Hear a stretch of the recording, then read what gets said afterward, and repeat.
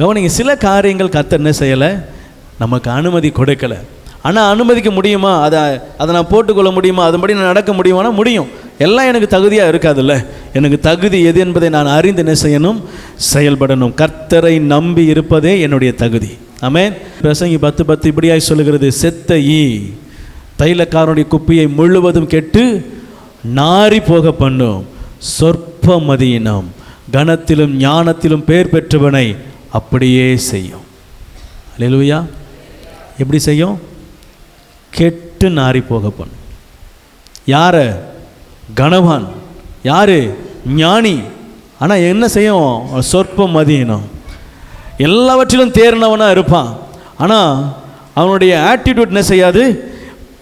பார்க்குற மாதிரி பிடிக்கிற மாதிரி என்ன செய்யாது? இருக்க. ஆனால் ஆண்டவர் சொல்கிறாரு, உன்னுடைய சின்ன சொற்ப மதியினம் தான், ஆனால் எல்லாவற்றையும் என்ன செஞ்சிருது? இறக்கி கீழே கொண்டு வந்து விட்டுருது. ஆமென்.